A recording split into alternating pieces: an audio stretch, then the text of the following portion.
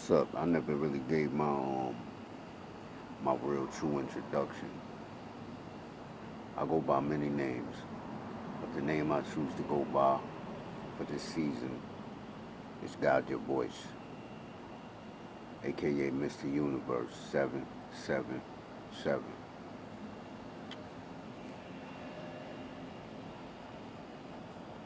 There's a lot of things going on in my life.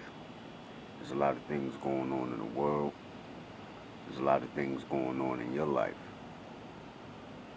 But I ask you this. They have this saying called mind over matter, which I don't believe necessarily is true. What I believe is mind over what matters to you. Because if something don't matter to you, the simple thing is it just don't matter to you. You make things your problems. You make things matter to you. That's like if somebody was just riding a bike and they fell on their ass. I have the choice to stop what I'm doing, get up and tend to that other person, or I can just look at it as like, oh, they just rode a bike, they bust their ass. It don't matter. So the power comes in decisions and choice making. And a lot of us do the karma, and the karma cycles is still learning from shit that we have yet to learn from a couple years back, a couple months back, a couple past lives back. And it'll keep happening in patterns over and over again until we learn. And that is the incarnation cycle. If you don't learn it, you're going to learn it. You're going to keep coming back until you learn, because we are spiritual beings in human bodies having an experience. It's like God coming in human form to have an experience here. The same as when the spirit went into Jesus Christ, Yahshua, whatever you want to call him. He was basically God in a man's body, experiencing emotions, trials, tribulations, stress, pain, hurt. And if you think about it, that's the same thing we doing as human beings. The same thing God did. And if we were all made in his image, then we come from that spark of God.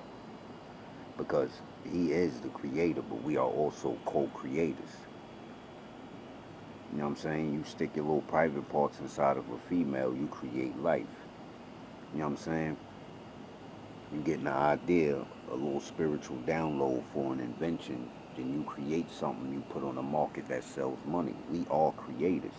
And it's not to downplay the source, the absolute source, that spirit that's up there. But at the same time, nowhere and everywhere is not to downplay him, but we are a part of him. I tell people all the time, there's a Bible verse that says God is omnipresent and omnipotent. We are too. And I'm going to tell you how we are. Through our imagination. See, because I can close my eyes and it's straight blackness. I don't see nothing. But then I can be sitting here, wherever I'm at. And then when I close my eyes, I'm actually somewhere else. So I can be somewhere else. And then in my mind, my third eye, my consciousness, I can reside somewhere else that's not even in front of you. I can see around the block, down the corner, down the street. I can see into tomorrow with all using the power of the mind. So just think about that. Peace.